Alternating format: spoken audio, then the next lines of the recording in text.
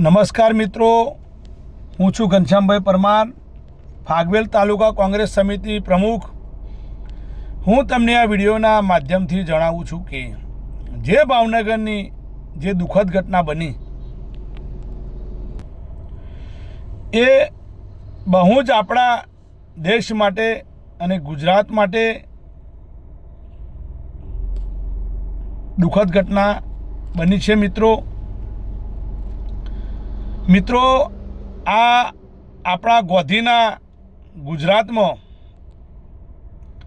લઠ્ઠાકાંડ એ ભાજપના સરકારના ભ્રષ્ટાચાર અને ગૃહ વિભાગના 100% નિષ્ફળતાનું જીવતો પુરાવો છે। ભાવનગરમાં સર્જાયેલી ઝેરી નકલી દારૂકાંડ લઠ્ઠાકાંડ એ માત્ર એક દુર્ઘટના નથી, પરંતુ સરકારી તંત્રની મિલીભગતથી આચરેલું સામૂહિક નરસંહાર છે।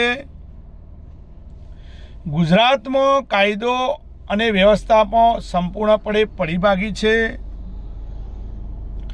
ગોધી અને સરદારના ભૂમિ પર દારૂબંધી માત્ર કાગળ પર છે, જ્યારે વાસ્તવિકમાં બુટલેગરો અને ભ્રષ્ટાચાર અધિકારીઓની જુગલબંધી નિર્દોષ નાગરિકોનો જીવ લઈ રહી છે। આ લઠ્ઠાકાંડ સાબિત કરે છે કે રાજ્યનું ગૃહ વિભાગ ઊંઘતું ઝડપાયું છે,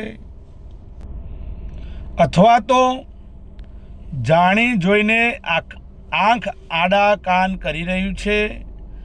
વિપક્ષ તરીકે અમે સરકાર સામે ગંભીર સવાલો ઉઠાવીએ છીએ અને પીડિત પરિવારો ન્યાયની માંગ કરીએ છીએ।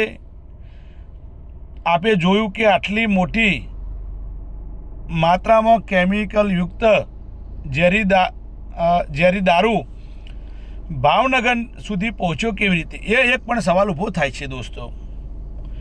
માટે ગૃહમંત્રી હર્ષ સંઘવીએ નૈતિક જવાબદારી સ્વીકારી તાત્કાલિક રાજીનામું આપી દેવું જોઈએ।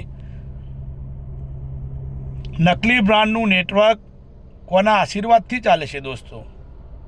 જાણીતી બ્રાન્ડના ડુપ્લિકેટ ક્વાર્ટર સરકારી જગ્યાઓ અને ક્વાર્ટરના સરકારી જગ્યાઓ ગેરકાયદેસર ઉપયોગ કરીને બનાવવામાં આવતા હોય છે।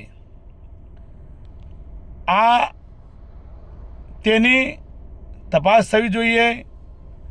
આ નેટવર્ક કયા મોટા ગજાવાળા રાજકીય નેતાના આશીર્વાદથી ચાલતું હતું તેની તપાસ થવી જોઈએ। સરકારી તંત્ર પુરાવા છુપાવવાનો પ્રયાસ કર્યો છે। લઠ્ઠાકાંડ સમયે જે મૃત્યુ પામ્યા એ લોકોનું પણ કોઈ પણ પ્રકારનું પોસ્ટમોર્ટમ કર્યા વગર મૃતદેહને ઉજ્જૈન જવા દેવામાં આવ્યો હતો। શું સ્થાનિક તંત્ર આ પાપ પર પડદો પાડવા માગતું હતું? માત્ર નાના પોલીસ કર્મચારીઓ કે પીઆઈ કે પીએસઆઈને સસ્પેન્ડ કરીને સંતોષ ન માનો। સ્થાનિક ધારાસભ્યો અને રાજ્યના ગૃહમંત્રી હર્ષ સંઘવી પણ રાજીનામું આપવું જોઈએ અને ઉચ્ચ અધિકારીઓ અને હપ્તા સિસ્ટમના મૂળ સુધી પહોંચીને કાયમ સફાઈઓ કરો। અમારી માગણીઓ ન્યાયિક તપાસ થવી જોઈએ। હાઈકોર્ટના સિટિંગ જજની દેખરેખ હેઠળ આ સમગ્ર કાંડની નિષ્પક્ષ તપાસ થવી જોઈએ।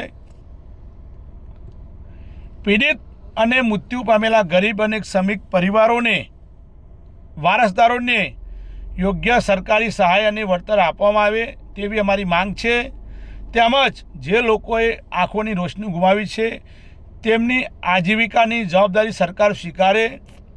બુટલેગરો પર પાસામાં જે સંડવાયેલા હોય તમામ 21થી વધુ આરોપીઓ અને મુખ્ય સૂત્રધારો સામે ફાસ્ટ-ટ્રેક કોર્ટ કેસ ચલાવી આકરામાં આકરી સજા કરવામાં આવે। વિપક્ષ તરીકે અમે સરકારને ચેતવણી આપીએ છીએ કે જો આ મામલે લીપાપોતી કરવાનો પ્રયાસ કરવામાં આવ્યો તો ગુજરાતભરમાં રસ્તા પર ઉતરીને જન આંદોલન છોડવામાં આવે એવી અમે વિપક્ષ તરીકે આપને સ્પષ્ટ ચેતવણી આપીએ છીએ। જય હિન્દ, જય ભારત।